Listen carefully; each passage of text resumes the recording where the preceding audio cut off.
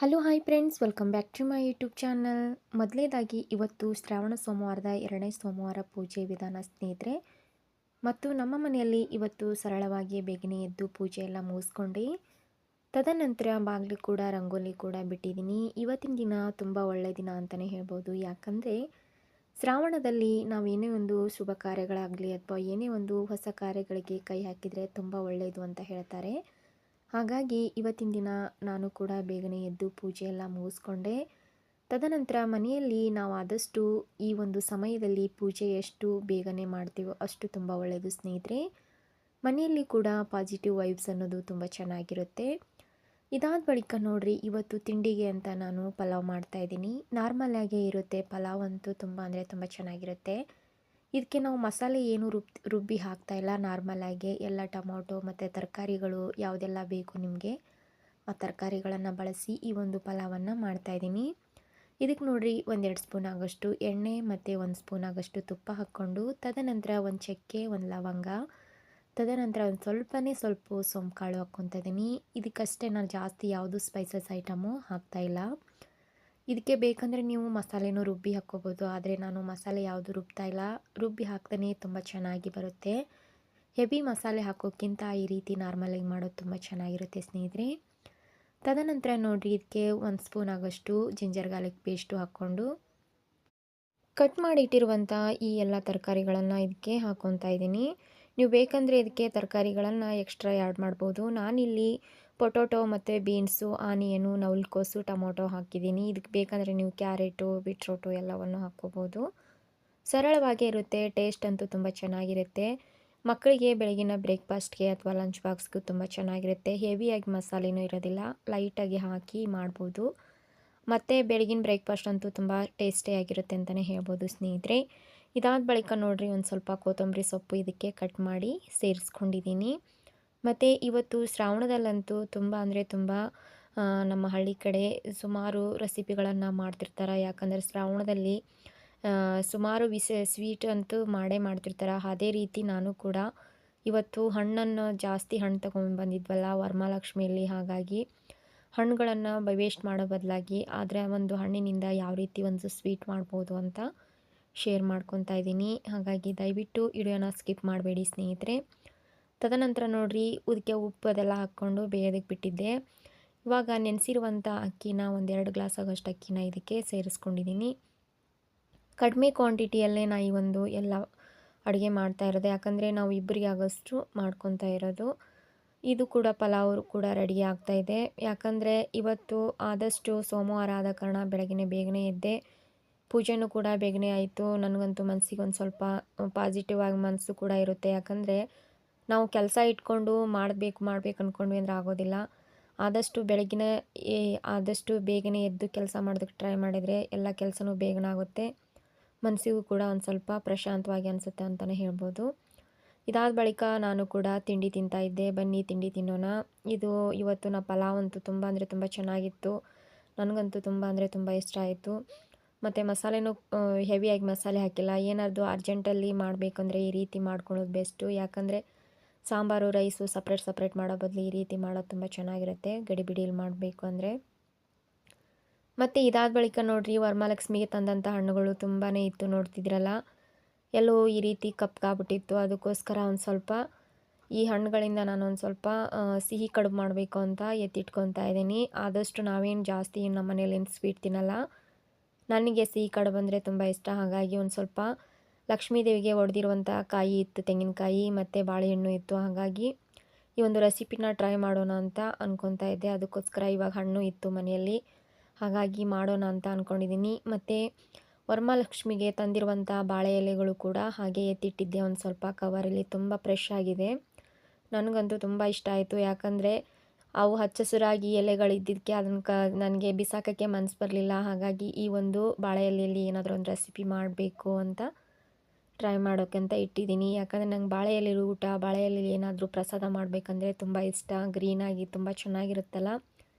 ನೋಡ್ತಿದ್ರಲ್ಲ, ನಾವು ಎಂಥೋ ಒಂದು ಬಂಗಾರದ ತಟ್ಟಿ, ಬೆಳ್ಳಿ ತಟ್ಟಿಯಲ್ಲಿ ಊಟ ಮಾಡ್ತಾರಂದ್ರು ಈ ಒಂದು ಎಲೆಯಲ್ಲಿ ಊಟ ಮಾಡಿದಷ್ಟು ಅನುಭವ ಮತ್ತು ಇದರಲ್ಲಿ ಸಿಗುವಂಥ ತೃಪ್ತಿ ಅದರಲ್ಲೂ ಸಿಗಲ್ಲ ಸ್ನೇಹಿತರೆ.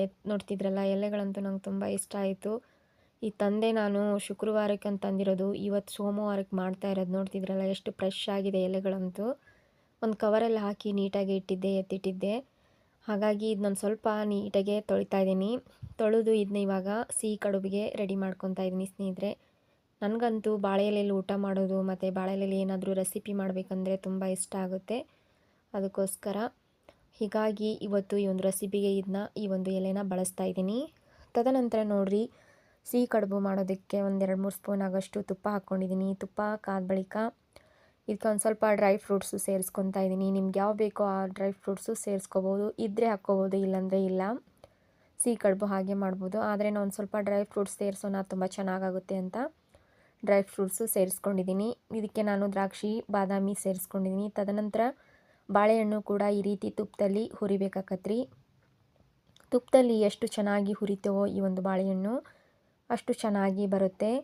ಮತ್ತು ಈ ಒಂದು ಸಿಹಿ ಕಡುಬು ಅಂತೂ ನಾರ್ಮಲಾಗಿ ನಾವು ಬರೀ ಕಾಯಿ ಬೆಲ್ಲ ಹಾಕಿ ಮಾಡ್ತೇವಲ್ಲ, ಆ ಕಾಯಿ ಕಡುಬಕ್ಕಿಂತನೂ ಈ ಒಂದು ಬಾಳೆಹಣ್ಣು ಹಾಕಿ ಮಾಡಿರುವಂಥ ಸಿಹಿ ಕಡುಬು ನೋಡಿರಿ ನೀವು, ತುಂಬ ಅಂದರೆ ತುಂಬ ಚೆನ್ನಾಗಿರುತ್ತೆ. ಖಂಡಿತ ನೀವು ಕೂಡ ಈ ಒಂದು ರೆಸಿಪಿನ ಟ್ರೈ ಮಾಡಿರಿ. ನಾನು ಪರ್ಸ್ನಲಾಗಿ ಹೇಳ್ತಾ ಇದ್ದೀನಿ, ತುಂಬ ಅಂದರೆ ತುಂಬ ಚೆನ್ನಾಗಿರುತ್ತೆ, ಅಷ್ಟೇ ಹೆಲ್ದಿಯಾಗಿ ಇರುತ್ತೆ, ಬಾಯಲ್ಲಿ ಕೂಡ ತುಂಬ ಟೇಸ್ಟಿಯಾಗಿರುತ್ತೆ ಅಂತಲೇ ಹೇಳ್ತೀನಿ ಸ್ನೇಹಿತರೆ.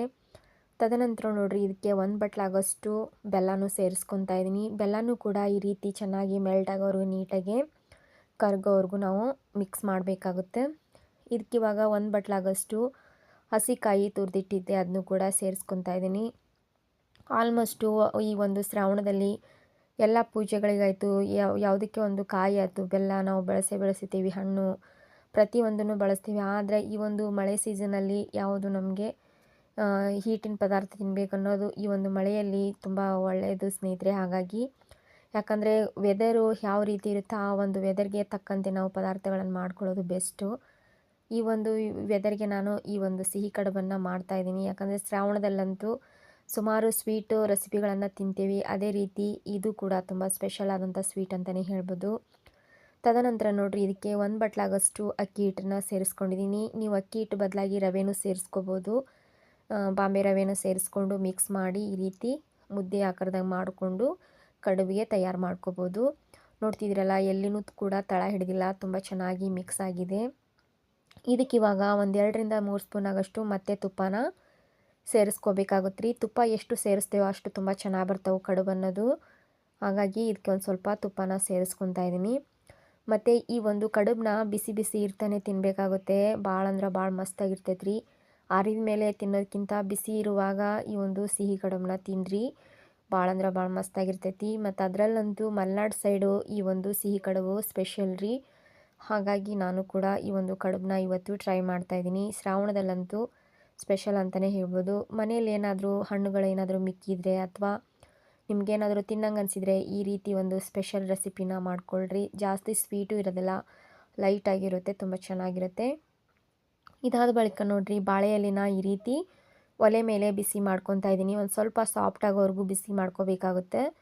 ತದನಂತರ ಬಿಸಿ ಮಾಡಿದ ಬಳಿಕ ಇದಕ್ಕೆ ನಾವು ನೀಟಾಗಿ ಎಲೆಗಳನ್ನು ನಿಮಗೆ ಯಾವ ಸೈಜಲ್ಲಿ ಬೇಕೋ ಆ ಸೈಜಲ್ಲಿ ಎಲೆಗಳನ್ನು ಕಟ್ ಮಾಡ್ಕೋಬೇಕಾಗುತ್ತೆ ರೀ. ನನಗಂತೂ ನೋಡ್ತಿದ್ದೀರಲ್ಲ, ಎಲೆಗಳು ಇವಾಗ ತೊಗೊಂಬಂದಿದ್ದೇವೆ ಅನ್ಬೇಕು, ಅಷ್ಟು ಫ್ರೆಶ್ ಆಗಿದೆ. ಶುಕ್ರವಾರಕ್ಕೆ ತೊಗೊಂಬಂದಿರೋದು. ನೋಡ್ತಿದ್ದೀರಲ್ಲ ಎಷ್ಟು ಚೆನ್ನಾಗಿದೆ ಎಲೆಗಳಂತೂ. ನೋಡಿರಿ, ಇವಾಗ ಈ ರೀತಿ ಹೂರ್ಣಗಾನ ನಾವು ಇದು ಮಾಡ್ಕೊತಿಲ್ಲ, ಆ ರೀತಿ ಕಡುಬಿಗೆ ಮಾಡ್ಕೊಳೋ ಶೇಪಲ್ಲಿ ಮಾಡಿಕೊಂಡು ಈ ರೀತಿ ಬಾಳೆ ಎಲೆಯಲ್ಲಿ ಹಾಕಿ ನೀಟಿಗೆ ಒತ್ತಿಡಬೇಕಾಗತ್ತೆ ರೀ. ತದನಂತರ ಎಲ್ಲ ಎಲೆಗಳಿಗೂ ಇದೇ ರೀತಿ ಸಿಹಿ ಕಡುಬಿದ್ದು ಹೂರ್ಣವನ್ನು ತುಂಬಿ ರೆಡಿ ಮಾಡಿ ಇಟ್ಕೊತಾ ಇದ್ದೀನಿ ರೀ. ಮತ್ತು ಈ ಒಂದು ಸಿಹಿ ಕಡುಬು ಹಬ್ಬ ಹರಿದಿನಗಳಲ್ಲಿ ತುಂಬ ಚೆನ್ನಾಗಿರುತ್ತೆ. ದಿಢೀರಾಗಿ ಏನಾರು ಸ್ವೀಟ್ ಮಾಡ್ಬೇಕನ್ಸಿದ್ರೆ ಜಾಸ್ತಿ ಎಣ್ಣೆ ಅದೇನು ಹಾಕೋಕ್ಕಿಂತ ಈ ರೀತಿ ಸ್ಟೀಮಲ್ಲಿ ಬೇಯಿಸ್ಕೊಂಡು ತಿನ್ನೋದಕ್ಕೂ ತುಂಬ ಚೆನ್ನಾಗಿರುತ್ತೆ ರೀ. ನೋಡಿರಿ, ಸ್ಟೀಮರಲ್ಲಿ ಇವಾಗ ಬೇಯೋದಕ್ಕೆ ಇದನ್ನು ಬಿಡ್ತೀನಿ. ಒಂದು 10-15 ನಿಮಿಷ ಈ ರೀತಿ ಸ್ಟೀಮರಲ್ಲಿ ಸ್ಟೀಮ್ ಮಾಡಿಕೊಂಡ್ರೆ ನಮಗೆ ಸಿಹಿ ಕಡುಬು ಅನ್ನೋದು ರೆಡಿ ಆಗುತ್ತೆ ರೀ. ಬಾಳೆಹಣ್ಣು, ಬೆಲ್ಲ ಮತ್ತು ಕೊಬ್ಬರಿ, ಡ್ರೈ ಫ್ರೂಟ್ಸು ಹಾಕಿ ಮಾಡಿರುವಂಥ ಈ ಒಂದು ಸಿಹಿ ಕಡುಬನ್ನು ಖಂಡಿತ ನೀವು ಕೂಡ ಮನೆಯಲ್ಲಿ ಟ್ರೈ ಮಾಡಿ ಸ್ನೇಹಿತರೆ. ಭಾಳ ಅಂದ್ರೆ ಭಾಳ ಚೆನ್ನಾಗಿ ಬರ್ತಾವೆ. ನೋಡಿರಿ, ಇವಾಗ ಒಂದೊಂದಾಗಿ ತಟ್ಟೆಗೆ ಸರ್ವ್ ಮಾಡ್ಕೊತಾ ಇದ್ದೀನಿ. ನೋಡ್ತಿದ್ರಲ್ಲ, ಬಿಚ್ಚಿ ತೋರಿಸ್ತೀನಿ ನಿಮಗೆ ಓಪನ್ ಮಾಡಿ. ಎಷ್ಟು ಚೆನ್ನಾಗಿದೆ ಅಂದರೆ ಭಾಳ ಅಂದ್ರೆ ಭಾಳ ಮಸ್ತಾಗಿದ್ದಾವೆ. ಇದರೊಟ್ಟಿಗೆ ಒಂದು ಸ್ವಲ್ಪ ತುಪ್ಪ ಹಾಕ್ಕೊಂಡು ಬಿಸಿ ಬಿಸಿಯಾಗಿ ತಿಂತಾಯಿದ್ರೆ ಭಾಳ ಮಸ್ತಾಗಿರ್ತೈತಿ. ಬನ್ನಿ ಇವಾಗ ಈ ಒಂದು ಸಿಹಿ ಕಡುಬನ್ನು ಸವಿಯೋಣ. ಹೇಗಿತ್ತು ಅಂತ ನಿಮಗೆ ಹೇಳ್ತೀನಿ ನನ್ನ ಅಭಿಪ್ರಾಯನ. ನೋಡ್ತಿದ್ರಲ್ಲ, ನನಗಂತೂ ತಿಂತಾ ಇದ್ದರೆ ಬಾಯಲ್ಲಿ ನೀರೇ ಬರ್ತಾಯಿತ್ತು. ನನಗಂತೂ ಹೇಳಕ್ಕೆ ಮಾತೇ ಇಲ್ಲ. ನಿಜ ಫ್ರೆಂಡ್ಸ್ ಹೇಳ್ಬೇಕಂದ್ರೆ ಭಾಳ ಅಂದ್ರೆ ಭಾಳ ಚೆನ್ನಾಗಿ ಬಂದಿದೆ. ಹಾಗಾಗಿ ಖಂಡಿತ ನೀವು ಕೂಡ ಈ ಒಂದು ರೆಸಿಪಿನ ಮನೆಯಲ್ಲಿ ಟ್ರೈ ಮಾಡಿ. ಯಾರೆಲ್ಲ ನನ್ನ ಚಾನಲ್ನ ಹೊಸದಾಗಿ ನೋಡ್ತಾ ಇದ್ರಲ್ಲ, ಪ್ಲೀಸ್ ಸಬ್ಸ್ಕ್ರೈಬ್ ಮಾಡ್ಕೊಳ್ಳಿ. ಹೀಗೆ ರಾಧಾರಾಜ್ ಚಾನಲ್ನ ಫಾಲೋ ಮಾಡಿ.